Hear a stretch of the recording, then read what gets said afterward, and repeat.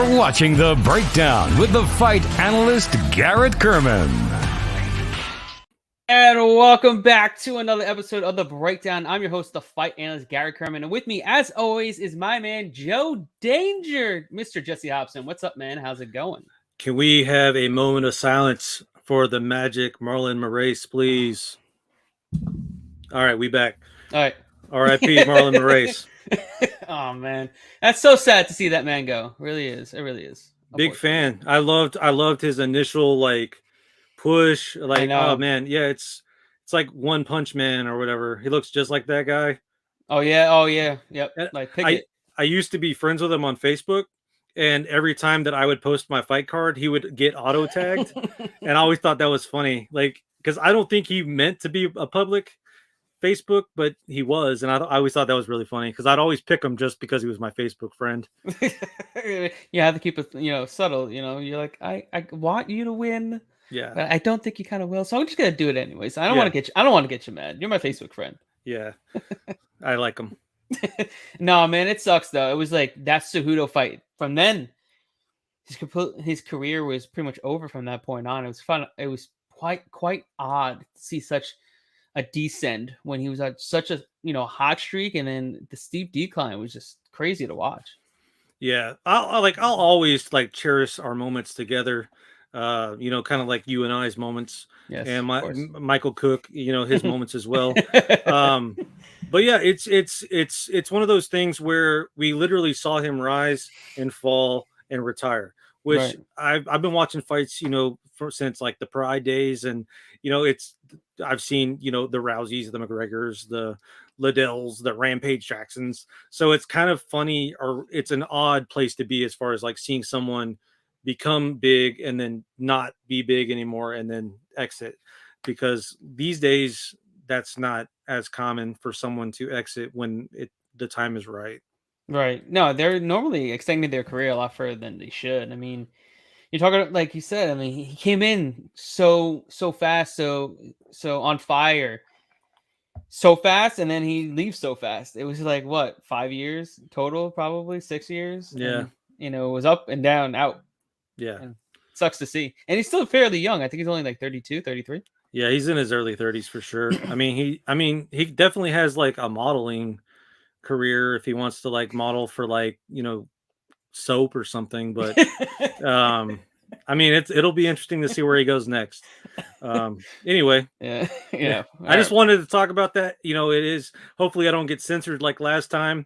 I'm talking to you editors, but I just couldn't let the first 3 minutes go without mentioning Magic Marlon Moraes. Yes, the magic man Marlon Moraes. But this weekend, we have a great fight card. UFC Vegas 51 headline by Vicente Luque and Belal Muhammad 2. These guys fought early in their careers by knockout from Luque. Gets it early. I don't think it's going to be much of a difference here. In this fight, it's going to be close. I'm looking forward to it. But let's start on the prelims. Our first fight up is in the bantamweight division between Haile Alateng, I think that's how you say it, and Kevin Kroom. Alateng is minus 170 to come back on. Kroom is plus 150. Who do you got?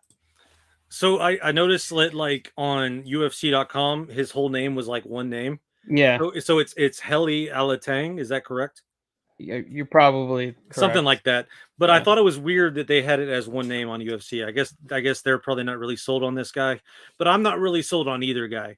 I noticed that Haile has 2 draws on his record, but I'm more leaning towards Kroom just because he has James Krause in his corner.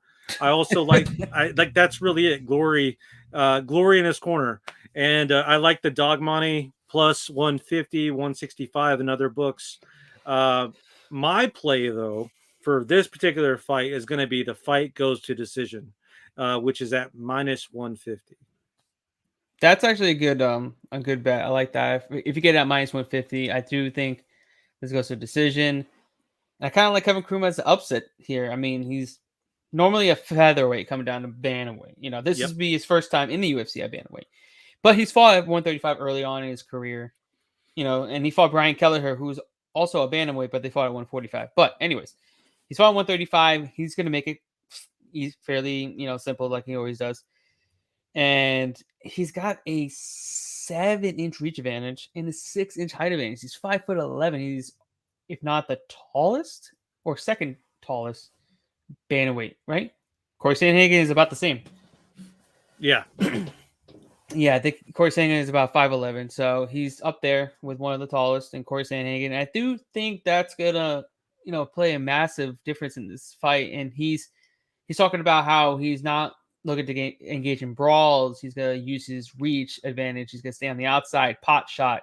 It's what you want to hear in interviews, that he's gonna fight smart and not fight stupid, and get into brawls and kind of duke it out and see who wins. And the thing is, while saying he definitely does have a grappling edge, but he hasn't, attempted a takedown in his last 2 fights, which is kind of odd because he attempted so many in his first 2, and the next 2 he didn't attempt any.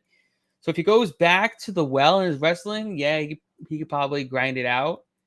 But I think, Kroom just has such a massive advantage at distance here that he could possibly cause the upset if Alateng doesn't go for takedowns. If he doesn't go for takedowns, Kroom should win this fight. But if Alateng goes for takedowns, then it's a different story. But you're going to play Alateng at minus 180, guessing that he's going to go in there and fight smart. Yeah, in his last 2 fights, he only attempted 2 takedowns. The other 2 fights, he attempted almost 20, if I'm not mistaken.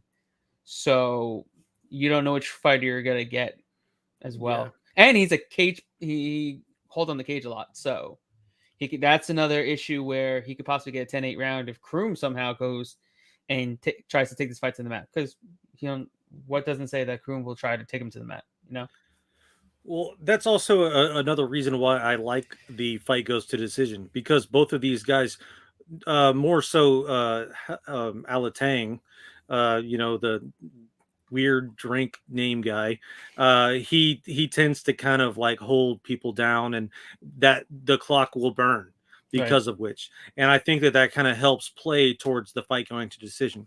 Here's another sneaky play for you guys. I mentioned earlier that 2 of his fights have went to draws, plus 5,000 draw here, which if we do see a 10-8, I could easily see this being another draw.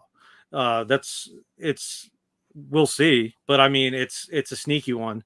And the fact that he is very typically doing, like, more often than not going to a decision or a draw.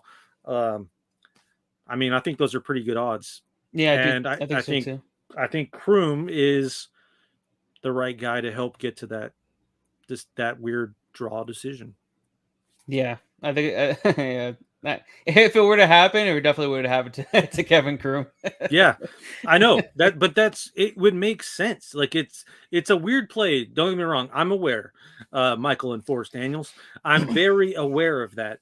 But at the same time, I'm not really sold on either guy. So therefore, I'm not going to pick either one of them. And I'm going to pick the draw, and I'm going to pick the decision. And, and you could also like put money on fight goes to decision, and then take your, count your eggs before they hatch, and take your winnings from that, and then put that on the draw. It's true. If you wanted to. I mean, that's some real arithmetic there for you, but whenever you hit it big, hit me up. This is for the Holly Alateng and Kevin Kroom fight, which is the first fight on the card. Like he said, Alateng is he's not known for going to draws, but, being in multiple draws, that means it's likely it could happen again. I mean, at plus 5,000, the dude gets a lot of, point deductions for grabbing the cage. So It's not out of the possibility of happening. Definitely could happen, but it's not likely. Let's put it that way. It's not likely. Even if you throw $5 on it, what's $5? I spend more on McDonald's. So let's be honest. Yeah, it's like half a coffee. Right. At Starbucks. Yep. All right, moving on. Next fight up is in the women's strawweight division between Sam Hughes and Estella Nunez. Right now, Nunez is a minus 225 favorite. Come back on Hughes plus 185. What do you got? So Hughes has been fighting decent competition as of late. Unfortunately, all losses. Brutal loss in the Tisha Torres fight, and I can't shake that image from my mind. Nunez also coming off a loss. I think having experience coming from ATT will help her here, though. Being around a champ, you'll do champ shit. At least I would hope so. I like Nunez by decision. You can get it at -105 and some books -110. So it really depends on your book. But that's my play. I'm probably not going to play it, but I think that that's probably the safest play for this card or for this particular fight. Yeah, this fight is absolutely not going to be. My money's nowhere near this fight. No, it's just not going to happen. Am I going to trust Nunez to beat Sam Hughes at over -220? Absolutely not. Could I see Sam Hughes going in there and taking her down and grinding it out for no reason ever, because she never does it, but somehow does it here? Would I be surprised? Absolutely not. I would not bet on this fight whatsoever. No. But I can also see Nunez also beating her, and I feel like it's more 50-50. So, yeah, I guess you're getting value on Sam Hughes, but she also can look like Kay Hansen was last week. You know what I mean? Released. Catch, release. OnlyFans. It'll be interesting to see where she goes next. But yeah. you see her tweet. She's like, "I'm 22. My whole career is ahead of me," and it's like you had your career, like you had every option to be good. So, but anyway, back to this Nunez Hughes. Yeah. But like I said, not confident either one of these two. I feel like it's a dog or pass situation. Nunez could look like a -5,000 favorite. Who knows? But I just can't come and lay the chalk on her in only her second, UFC fight, only her 9th professional fight against not the best of competition. So, yeah, I'm just passing all together. But next up, we got a fight in the lightweight division between Trey Ogden and Jordan Levitt. Right now, Ogden's a -145 favorite, and the comeback on Levitt's +125. What do you got? The Monkey King is back, my friends. Such a weirdo. Like I can't stand this guy, but it's like I love to hate him. Like it's like he's so weird. Like he's the kid that you see him in the hallway, I knock his books out of his hand. Like, and then of course he learned how to because of which he learned BJJ. Unfortunately, this is not a layup for him. It seems like they had been giving him layups until just recently. But Ogden is another Krause guy, and you guys know how I feel about my Krause boys. Also a subspecialist. I think the Glory MMA experience will help him here, and I do think that Ogden is the rightful favorite, despite Levitt's own I guess bet on himself, which I want you to touch on. Most of Monkey King's wins were set up in his favor. Experience is going to help Ogden, defend the sub and probably win this fight by decision. I think Ogden wins by decision +235. He could find a sneaky sub in there somehow, and I think that is going to eat a lot of clock by both of these guys defending each other, and that's why I kind of like the decision prop more so than the sub prop. But yeah, I'm curious to see what you think as well, because we're both on Ogden and just not sure how we both see it playing out. Yeah, I'm fairly confident in Ogden here. Definitely. He, you have a guy it's not typical you see a guy come in to the UFC debut with his 20 professional fight coming up and have 2 times the experience than his opponent that has 4 fights. That's now coming on 4 fights in the UFC. So, this guy got signed at 6-0, 5-0, I think, or something. No, 5-1, I believe, or something like that. And now he's 9-1. No, sorry, 6-1. There we go. He got signed at 6-1. Yeah, I mean, there's a discrepancy in experience.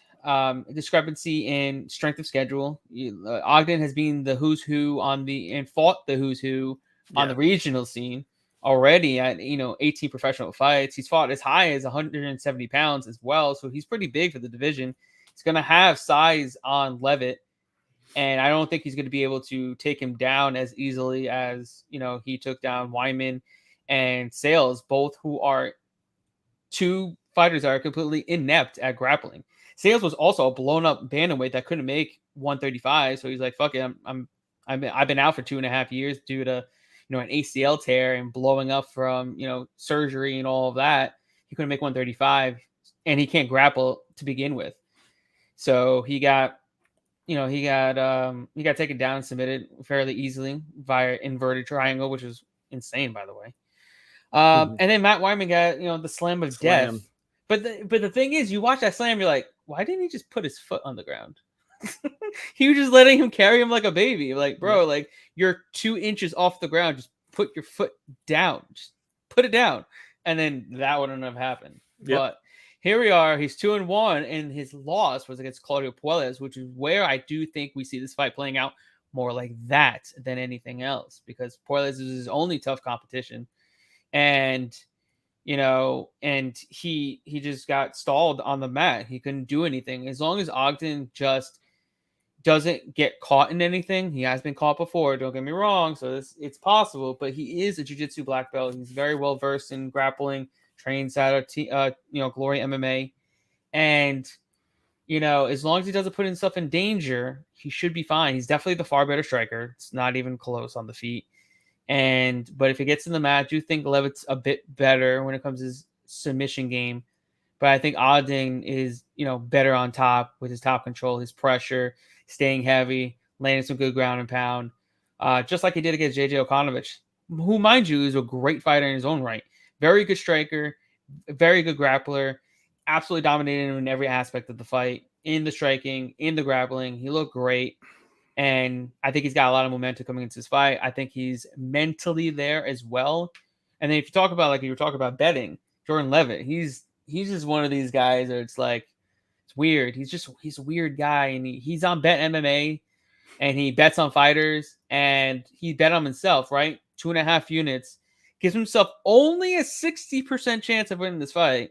So he's only winning this fight in his head 6 out of 10 times. He's like, I'll give myself a 6 out of 10. I'm okay, cool. So what if this is the 40% that you lose? Okay, so technically he's saying that there's value on his line, and I get it. Okay, some fighters want to be realistic on how they approach their fights. But if I'm betting on you, I don't want you to be that damn realistic that you think you're going to lose 4 out of 10 times when I'm betting on you. It's a little odd. I don't want that. I don't want your mind to think, oh yeah, I could lose this fight. I want Ogden's mentality where he's like, I'm not losing this fight. I don't care if it's delusional or not. I want a guy that's confident in his abilities. You want to see confidence, whether it's good or bad, you want to see confidence in your fighter that you're betting on. And it's just weird, and then the thing is, he's got 11 units riding on a fighter on the same damn card as him. 11 units on Pat Sabatini. How are you going to bet over 5 times as much as you're betting on yourself as another fighter that's fighting, later on the card? How does that make sense? How? That hedge. That's a super hedge. I'm like, that's crazy. This guy legit is betting on somebody else more than he's betting on himself. It is weird. That's exactly what I'm saying. This guy is such a weirdo, but I can't even really put it into words how weird he is. But every fight, it seems like more weirdness gets uncovered with this guy. And to answer Forrest's question, I don't think it's a bad bet because he is an underdog, and think. But at the same, I wouldn't bet him if he was the favorite, because I remember people betting him like crazy odds in the past. And, but also some of those fights he obviously should have won. But this one, I kind of mimic what Garrett said. I do think that Ogden comes in with more experience. And I also do think that by them defending each other's takedowns, I think that that's going to burn the clock. And it's going to play out a lot like the Monkey King's last fight. And I think that Ogden, because of his experience and because of having Krause in his corner, his fight IQ is just up there, or at least it will be this fight. And I do think that he either finds a sneaky sub or I think he goes to decision. Yeah, I like that too. And I just think also with Ogden, I think he's going to have a pretty big size advantage as well. I think he's a pretty big 155er. I mean, body wise, muscle, his composition. He's not a small guy. I feel like Levitt's kind of small for 155. I think he's only 5'9", but he doesn't have a ton of muscle on him. Yeah. He's a guy that looks kind of flabby for 155. He makes it, but he's got some strength. Don't get me wrong. I mean, he slammed Weidman the way he did, but I just think Ogden should have a good size on him. Like I said, he used to fight at 170 as well, so I think that's gonna help him out in this fight. All right, moving on. Next up, we got a fight in the heavyweight division between Chris Barnett and Martin Budday or Budday. I don't know. Budday? Booty. Okay, I'm not gonna say booty. Martin Budday at -250 and Barnett at +200. Who do you got? Before we jump into this one, Forrest, save yourself the $30 and just donate 20 to me. Budday's only loss comes from your boy El Guapo by decision. TKO, KO path to victory, but he also has a sub on his record. I've never really been impressed with Barnett. He is fun. Like, don't get me wrong, he's fun. But is he good? Beating Vicente isn't impressive unless you are Barnett. You probably missed the opening value, -170. Budday by TKO, though, is still available for -115. So take that while you can. Yeah, I'm all over Budday here. Budday, whatever his name is. All over him. Got him at -225. It's a little steep, but I feel like he's going to look more like a -500 in there. I think he's going to look absolutely dominant.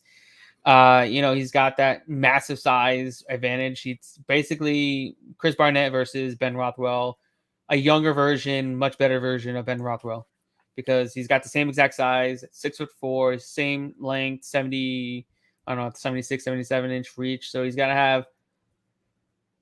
has 7 inches of reach and about 7 inches of height on Chris Barnett. So that's pretty massive. And Budday, whatever you want to say, is actually a decent grappler too. And he's a finisher. He's going to go in there and he's going to finish. And I feel like he gets the job done. I mean, is it out of the realm of possibility that Barnett could starch him? Yes. But do I think it's as close as +200? No. I think you'd have to bet it a lot more than that. And you'd have to bet Chris Barnett by KO. I don't think he's going to win a decision here. Unless, Budday gets in there and, and gasses himself out within 5 minutes. It's definitely possible. I just don't see that happening based on their body types. Like, and I mean, nothing against big boys. I'm a big boy myself, but if anyone's gassing, it's going to be Barnett. And right. That's true. That's just very true. That's just based on how much weight, like physical weight, he is carrying. Yeah. No, that makes sense. That makes sense. But I don't want, Budday to go in there, goes balls out 5 minutes, and then they actually make it to the second round. And then Chris Barnett's, gas, but he still got a little bit more than Budday off the stool. That's the only thing I can see, but I don't think that's going to happen.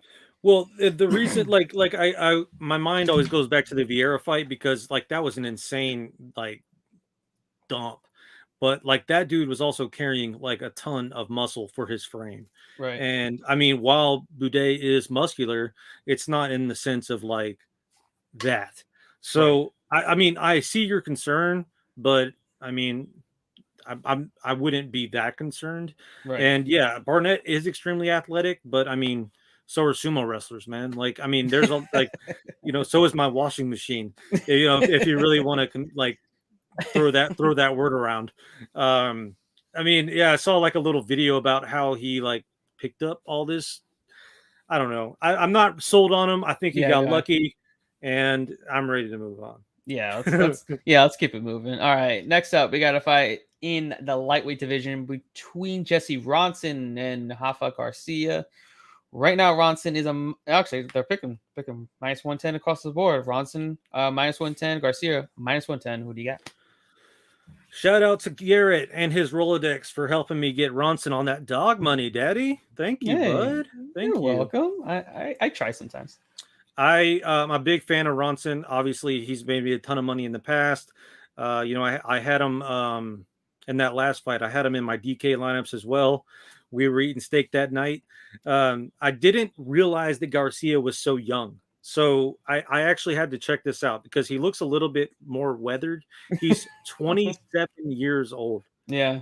That's wild. 2 losses against okay competition. Ronson definitely has the experience and the size, both in height and weight. But here's the thing: he can win this fight however he wants. He can win it no matter how this plays out. I feel like Ronson is the stronger fighter. He's more well-rounded. Garcia typically wins by sub if he does win. Ronson can keep if Ronson can keep Garcia off of him. I think he wins by decision or he catches him. Obviously, both Garrett and I got Ronson at dog money. I think that there's still value on him at this point. So yeah, get in while you can. Yeah, I'm taking Ronson here as well, as you know. Plus 105 is what we got it at early in the week. You know, he's going to have some size advantage. I like that there. He's a fight at welterweight. He's coming back down to lightweight. I know he's coming off a 2-year layoff due to, USADA suspension due to failed substance. Supposedly he took some type of tainted supplements that were roids. I'm not going to say anything more than that because I don't know anything.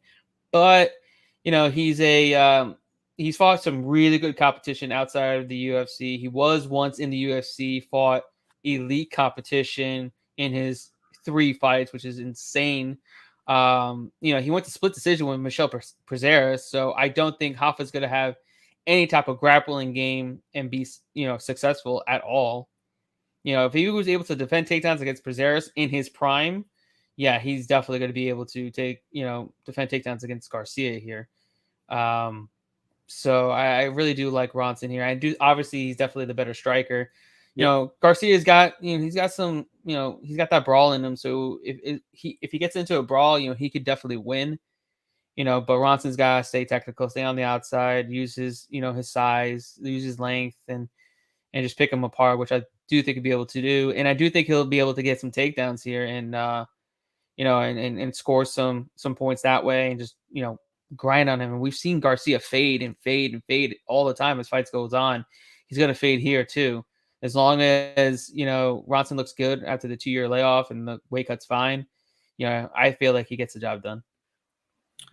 I'm glad we're on the same page with this one. I mean, I'm a fan of both guys, but I just feel like writing's on the wall. And obviously the odds have shown us that we're at least somewhat intelligent as far as these things go. You would think, right? It always feels good when you catch an underdog, dog money, and then it flips. You're like, aha! So we were right. Yep. We had the rightful favorite. Aha! All right, I like it. But all right, let's keep it moving. Next up in the lightweight division, we have a fight between Jakar Close and Brandon Jenkins. Right now, Close minus 600. Come back on Jenkins plus 435. Who do you got? This fight is actually really interesting to me. I loved Jakar Close just because of his name. Reminds me of the clone from the 90s. This is like, why would you name your kid that? Close's first fight back since the brutal Dariush KO from 2020. Well, it's actually his first fight back since getting shoved and getting whiplash. Well, either way, it's kind of like tomato. Jordan shoved the Jazz. It is what it is. 34 years old, 5'8". Jenkins is 30 years old and he's 6 foot tall. Close was one of my favorite fighters when he was active. A lot of his recent wins went to decisions. Jenkins is only going to want to make a statement after losing. Apex is smaller, playing a role in this one. With the odds at plus 500 and KO plus 900, I'm going to have to take a stab on Jenkins here. Yeah, I can understand that. Jenkins is such a massive underdog. Jakar Close coming off. He hasn't fought in 2 years. That shove. we have the year layoff, and he hasn't, and he got shoved. That shove by Jeremy Stevens actually looked like it did more damage than the knockout by Beneil Dariush. So he had some, issues with that. Still dealing with it daily. He says, it could hinder him in this fight, could not hinder him in this fight. Who knows? Do I think it should be minus 600? Absolutely not. I cap him around maybe minus 325, minus 350. Sounds about right. Jenkins is not a good fighter. Let's just throw that out there. He lost to Rong Zhu, which is also not a good fighter. So I don't expect him to look overly great. I mean, he could clip close. Close can maybe fade as fight goes on. We really don't know. But at the end of the day, Close is a much better fighter. He's the guy with a much higher ceiling. He's the one that's fought much better competition. It's such a massive step down. You're going from a guy that was, that's top 5 to a guy that probably shouldn't be in the UFC. So that's a massive step down. And to lose from, after fighting like Dariush, who you almost beat, that's just bad. That's just very, very bad. So I'm gonna go with Close here. I think he gets the job done. Minus 600 is just absurd, and I can't tell if he's gonna get his first UFC finish or not. He should. He essentially should. He's got he's got power in his hands, and Jenkins doesn't have a great chin, so maybe he gets it done inside the distance. But I want nothing to do with this fight at all. See, the only reason I want anything to do with it is because those numbers are so juicy. I think that the shove, the knockout, and then the apex being smaller, it has everything. It's gonna happen. Somebody's gonna get brutalized, and I am willing to take that plus 900.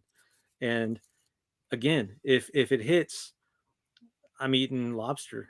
Like we're having lobster tonight, baby. Get the red pennies out, baby. Hey, I would love to see it happen.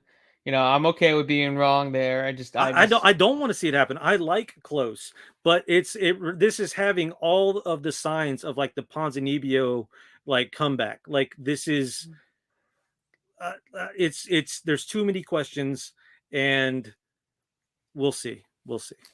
Yeah, we'll definitely see it, because you're talking about the Ponzinibbio comeback, but he fought Li Jingliang. This is Brandon fucking Jenkins. Yeah, I know. Do you know who he trains with? I don't. Jordan the Monkey King Levitt. Oh, my boy. Like my did he bet on Jenkins? No, he did not. That should tell you everything. That should tell you everything. When your boy betted on you, then I don't know. All right, let's keep it moving. Next up, we have a fight in the bantamweight division between Lena Landsberg and Pannie Kianzad. Right now, Kianzad minus 425. The comeback on Landsberg plus 320. Who do you got? 40-year-old vet versus 30-year-old prospect. Both coming off losses. Both have been decision machines as of late. As of late, anyway. Not forever. While I do think Pannie gets the nod, I think it's a much closer fight than the line indicates. I like I can't even say her name. Kianzad, I think that's how you say it. I like her by decision. I don't hate it. I don't love it. Minus 155. But I do think you will be sweating this one. Be smart like me, not like Garrett. There we go. Don't bet this fight, because it's going to be much closer than you think. No, it's not. No, it's not. I don't even know why Lena Landsberg's still in the UFC. I'm surprised she's still on the roster, honestly. With all the people that they've cut over the years to keep Lena Landsberg, who hasn't fought in forever, and has looked horrible in majority of her fights.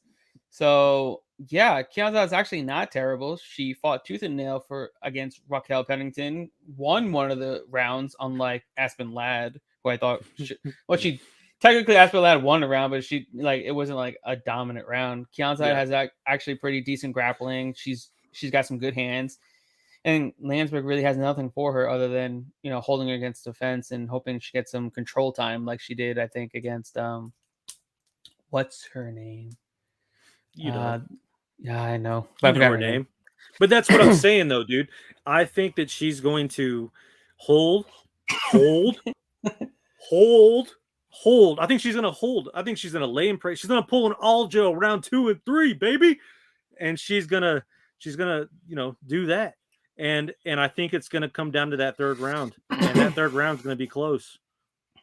I don't want to bet this fight, but I like Penny or whatever the hell her name is. I like her by decision. Kianza wins. Yeah. I mean, yeah. She gets it done. I would be more confident in Kianza than Close. Let's put it that way. Like a lot more. Well, there you go. Yeah. That's because she's gonna win, and Jenkins is gonna win the other fight, and then we're going to Sizzler. We're going to Sizzler. See, he knows. All right. Next up, we got a fight in the heavyweight division between Devin Clark and William Knight. Right now, Clark is minus 170. Come back on Knight plus 150. Who do you got? Without even looking into this, I have to say that Knight is extremely disappointing.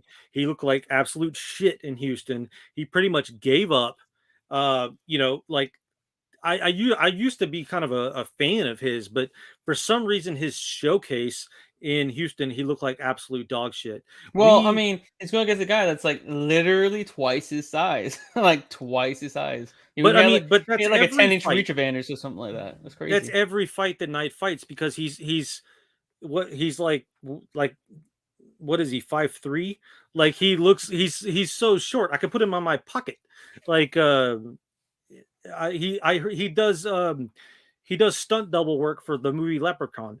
He's so tiny. He's wide. He looks like a piece of steak. Whenever you throw it on the grill. But yeah. So some recency coming into my pick. I like Devin Clark here. I think and I hope that he will wrestle Knight like he did, kind of like Minifield. I think that's his path to victory here. I think he takes it by decision because two big guys, they tend to go that route. That's really it. Yeah, because all this money Garrett be making me. Yeah. Yeah, Clark by decision plus 160. Would avoid. Yeah, I don't know about this fight. This fight's, Clark was getting ready for a light heavyweight fight. Opponent pulled out. Now he's got Knight at heavyweight. Knight doesn't have the cut weight, so his cardio should be there. And we know that we've seen Clark fade as fight goes on when he's grappling a ton. So it comes down to whether Knight, gets taken down very easily, or if he's able to get back up, or if he was able to defend him. If he defends him well, he could probably win this fight later on in the rounds. Or if Clark could just take him down, just beat his ass for 3 rounds. I just can't figure out which side is going to do what. I can't put my money on either side because I can't trust either side to do exactly how I envision them doing it. Because we've seen Clark shit the bed and we've seen Knight shit the bed. So, yep, we do not know who to trust. So I wish that this was the opening fight to the entire card, just because it is going to be absolutely horrid, and I'm not going to feel guilty if I miss it. That kind of thing. Yeah. This is all the writings on the wall for somebody to shit the bed. So if there's a shit the bed on your book, take it as much as you can. Yeah, I mean, the thing is when betting on fights where you can't really tell who's going to win, it's not bad to take the dog here. You know what I mean? Especially if you're getting plus 150, plus 175, plus 200. If you feel like it's a lot closer than the odds, it's not bad to take a shot at the dog. I'm not saying I would be overly confident, but, sometimes taking a shot on an underdog's not bad. You get more for your money, and you have a possibility of cashing in if you think it's a close fight. So yeah, just like the Aljo fight, the Aljo and Piotr Jan. That was a close fight. It's kind of dumb in hindsight, to bet Jan like I did. I'm saying, I'm being frank. I bet Jan. It was pretty dumb. There was no reason to. Try to warn you. Yeah, and in those type of spots, you have to take a shot on the dog. You have to be mindful and just. It's okay to burn $20. It's okay to burn $25 to win a lot more than it is to bet 200 on the opposite side and put a hole in your pocket because you thought he was a lock, and especially in like a title fight. You know what I mean? Yeah. Yeah. So it is what it is. Ronson has done that for me in the past. He's been my take a shot. Yeah. So, Yeah. but yeah, either way, Forrest Daniels is incorrect. Aljo did not win that fight. You can watch it as many times as you want, my friend. Really? Yeah. You don't think he won? I don't think Aljo won. It's interesting. I've only watched it once. You're like, I didn't watch it again. Didn't care to, but I don't want to. Yeah. If anything, I'll watch that Cosmot or however the hell you say his name. But yeah, I hope they do a rematch for that so I can see a 5-rounder. yeah, man, that was a fantastic fight. All right, moving on. Our next fight up is the first fight on the main card in the welterweight division between Munir Lazez and Ange Lusa. Let's right now Lazez minus 195. Come back on Lusa plus 165. Who do you got? So we got Lusa making his debut. I'm not sold on Laziz coming off a loss. Lusa tends to win in round 1.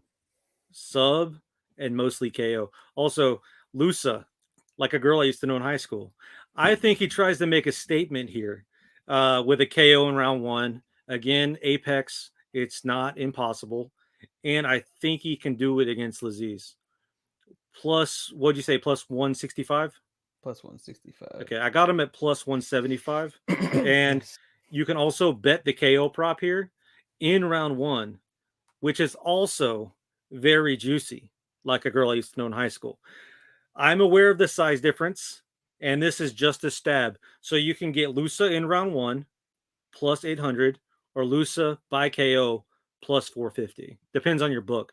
My book does, or I don't, there's no prop as far as like in round 1 KO because that's going to be insane and super juicy. What's up, boys? And so if you see that, dude, take it. But I like Lusa here. Lusa. I like Lusa. I like Lusa as well.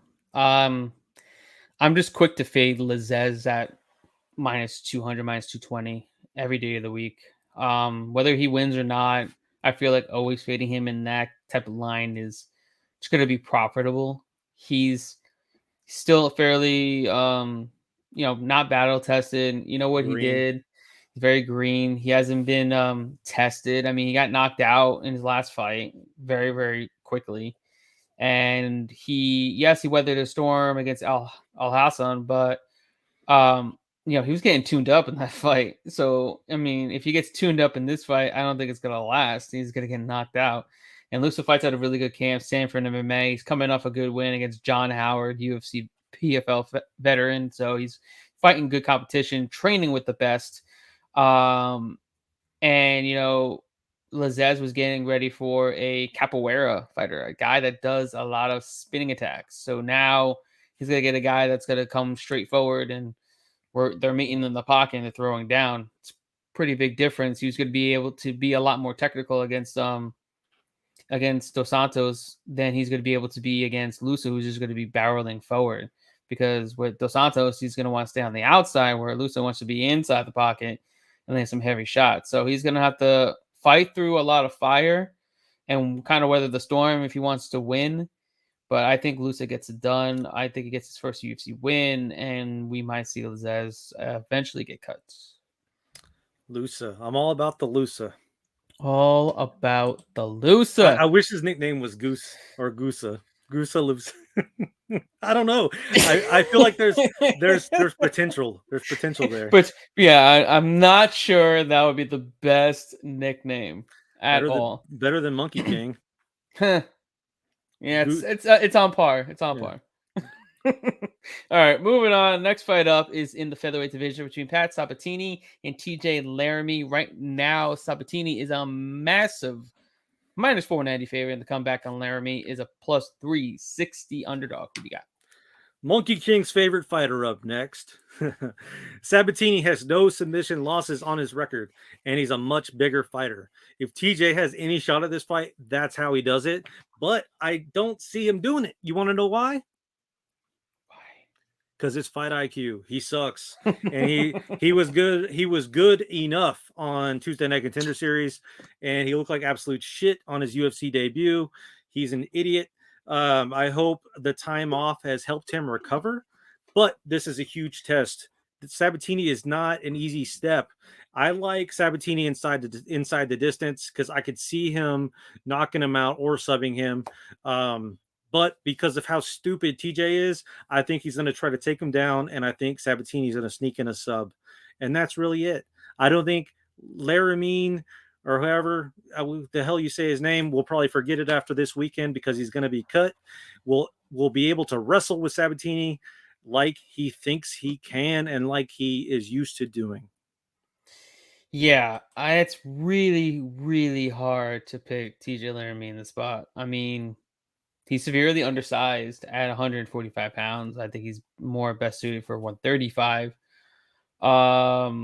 Sabatini is a legit Renzo Gracie Jiu-Jitsu black belt, trains with Sean Brady. I personally think he's, the Sean Brady of the featherweight division. They fight eerily similar. They do. Obviously, Brady is the better striker of the two, but they both have, great grappling, great wrestling, very good striking, and they're pretty much the same fighter. And I think his ceiling is very high. I expect him to be top 5, top 7 in the 145 pounds for certain. And I expect him to get it done here inside the distance as well by submission plus 175. He gets the job done. It's hard not to take him here because he should be dominant. I just don't see how Laramie is going to get it done outside of the realm of maybe a knockout, but that's got to be like a flash knockout. That's very freaked out. It's really not going to happen. He's not going to submit him, so it's good. It has to be a knockout. I think he's going to try to submit him, and that's where he's going to get caught. Like, he's going to get caught and subbed, kind of like he did in his debut. Like, probably even worse here, honestly. And it's, good. Like I said, we're not going to be talking about him after this weekend, sadly. All right, moving on. Our next fight up is in the women's bantamweight division between Mayra Bueno Silva and Yanan Wu. Right now, Silva minus 490, Wu plus 360. Who do you got? Are you guys still with us? I feel like whoever nicknamed Yanan, did you hear what her nickname is? It's Mulan. That's her nickname. I bet a white guy named her that. I think it's so typical white guy. Probably Pat Miletich or something. I feel like he's like the culprit for like he's the easy target though. Anyway, Silva just lost to Farrow. Yanan is not Farrow. Hell, she isn't even. Well, hey, it's my fault, dude. Keep come going. on, you're ruining my big spill here. I'm just kidding. Anyway, Silva is not Farrow, or just lost to Farrow. Yanan is not her. Okay. Also, she isn't even Montana De La Rosa. It was so hard for me to find highlights for Yanan, aka Mulan.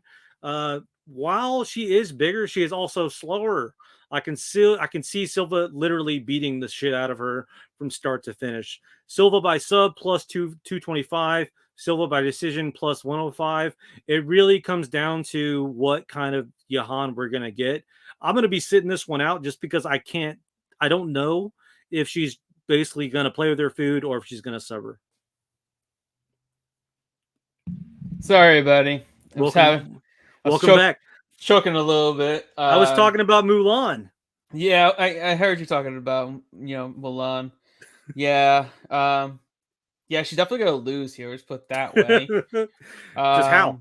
She's gonna get released as well. I feel like Silva just standing TKO. Honestly, she's just flurries of strikes. She just hits her a bunch and curls up against the fence and gets the job done. I just think she's the better fighter. Much higher ceiling, of course. Yeah, big time. And Wu is just, I don't know why she's there. She's just there. I don't know why, but yeah. Probably to compensate for a white man giving her a nickname. Yeah, probably. Like, we'll give her one more. And we'll give her a little dragon too. All right, moving on. Our next fight up is in the welterweight division between Andre Fiallo and Miguel Baeza. Right now, Baeza is a minus 170 favorite. Comeback on Fiallo is plus 150. Who do you got? Baeza, my boy, coming off 2 losses, but I think it's time for a bounce back. I like him. I think I saw him at minus 175. I could see that closing somewhere around minus 220. He's got those heavy hands. Fiallo is no stranger to getting finished as well. Both guys do occasionally go to decision though, and that's why I prefer taking them straight up. But keep in mind, KO is plus 185, so that isn't bad either. So you could take Baeza straight up, or you could take him plus 185 by KO. Just depends on if you think he'll get the finish against Fiallo.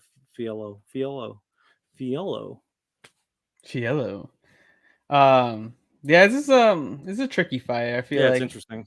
I feel like either one could get the win. Fiallo does very well with his boxing, very crisp. He looked good, in his debut on short notice. But yeah, I really don't want to pick a side here. Baez has looked bad as of late. Fiallo's got that pressure fighter in him.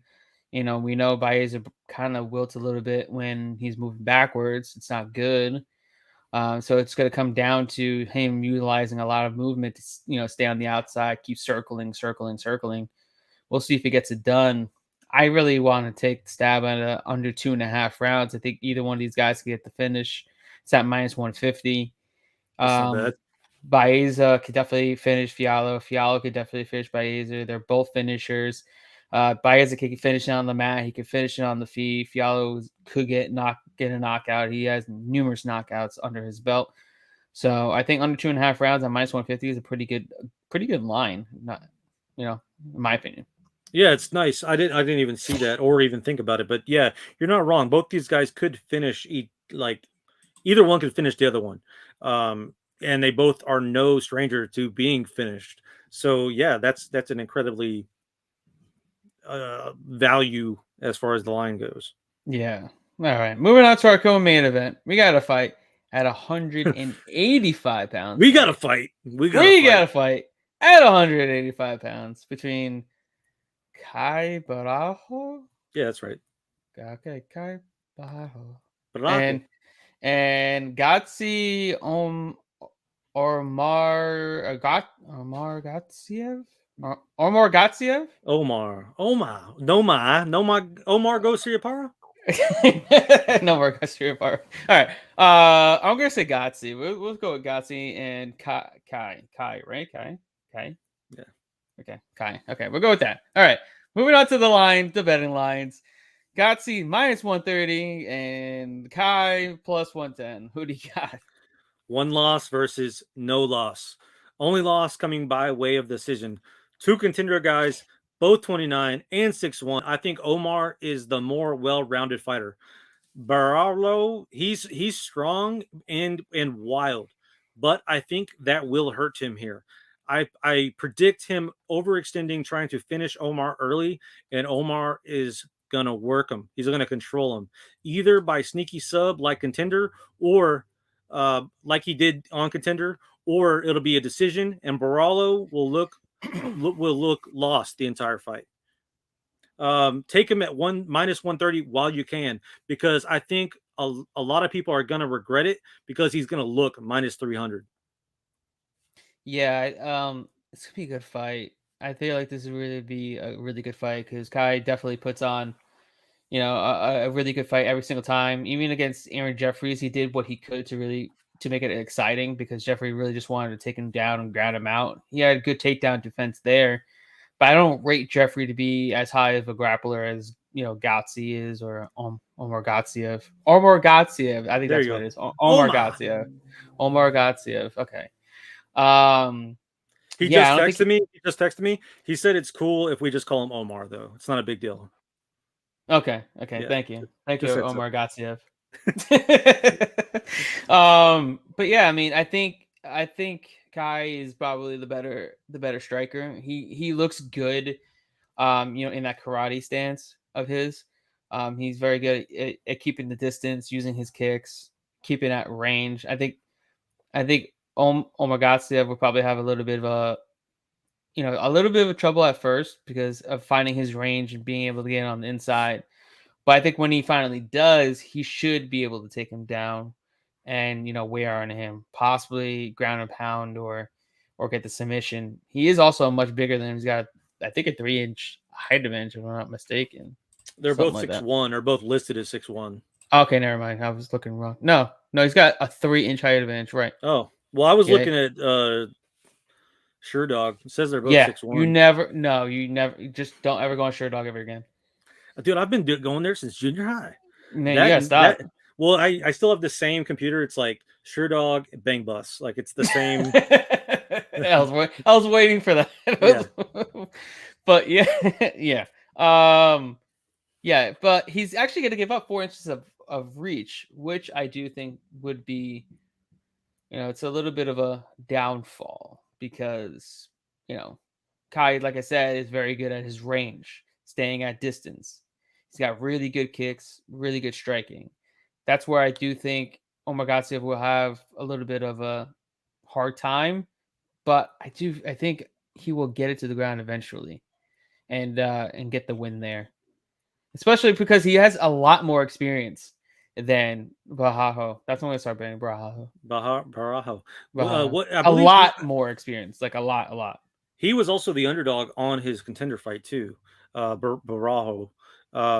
Which, looking back, I mean, probably should have bet him. But I feel like this fight, like you kind of were alluding to, I just feel like this might be a little too big of a step up for him. Yeah, I think so too. And like I said, this guy is what? He's 13-0, so he's still undefeated.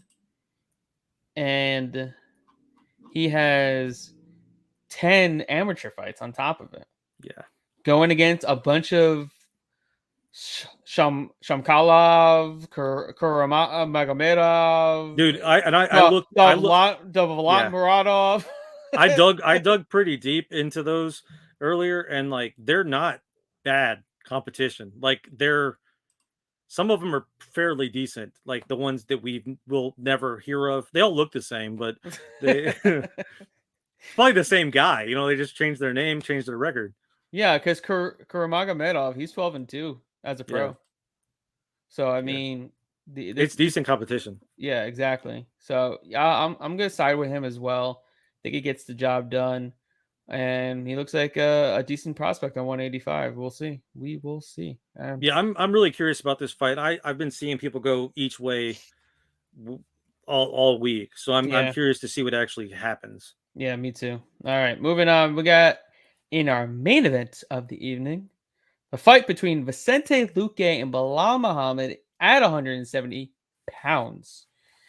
Right now, Vicente Luque is a -180 favorite, and the comeback on Belal is +155. Who do you got? So it's funny, researching this fight, or at least diving into it, I did not realize that Belal only has 3 losses. Obviously, one of them is Luque, but it just so happens that I bet on Belal on his 2 losses. Who would have thought? But anyway, while I do think the odds are correct, I think Belal is tricky enough to get the job done. I think it's very possible, kind of like how I broke down the Aljo fight a little bit. I said that while I do think Yan is the stronger fighter, I do think that Luque is the stronger fighter here too. But I do think that Belal has the tools to beat Luque. I like Belal by decision +280, but I also like him at, +150, +165. And, probably as the fight gets closer, I do see that going up. I'll be taking him by decision just because I think Luque is very difficult to finish. But I think this fight is a little bit more evenly matched than the odds are indicating. I will take that dog money all day, though. I'll take it all day, Daddy.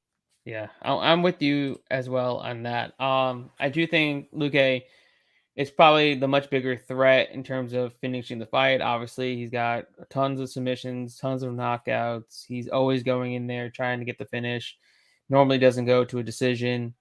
Belal, on the other hand, he's a grinder. He's known to go to decision. He has his cardio advantage there. He's been in there just grinding people out, defending takedowns, taking them down, throwing volume, just staying busy. And that's where I do think, being the busier fighter and not getting caught in anything could eventually work in his favor, because Luque normally hasn't have to go a ton of times, to the judges' scorecards, and nor did he have to defend a plethora of takedowns while fighting 15 minutes either. So he's going to have to defend a ton of takedowns and volume and pressure for 25 minutes now, which is 10 more minutes more than he would in a regular 3-round fight. So I just feel like we're gaining, a little bit of advantage there. And as long as, Muhammad is, he's durable enough, which I do think he is. The only finish was against Luque way back then. And I do think he should be able to grind this one out. I do like the decision prop plus 280. And the funny thing is, the odds makers are the ones that think it does make the scorecards, they have Belal winning. Because Luque to win by decision is plus 300 or better. So they're expecting Belal to win a decision if it does get there.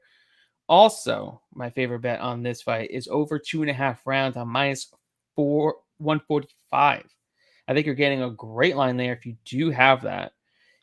Because I do see this fight going the distance. And you're giving us a line on half of that at minus 145. I think that's a steal. Yeah. I'm really just counting on a good fight, just because after that great pay-per-view, and then after the fact that I'll be sitting through all these garbage fights earlier in this card, I just want to see a good fight. Big Belal fan. I like his personality, and then also my wife will be out of town, so I can actually enjoy the fights. There you So go. I'm praying for a good card. I'm praying for a good time alone. Maybe I'll have to go through, some sure dog or, bang bus between fights just to keep myself interested. But we shall see, man. It should be, after we dove into it, it does seem a little more interesting. So we'll see what happens. That is true. Bellator is definitely better than UFC this weekend, which is tomorrow, which is gonna be a great card. Great card. Yeah.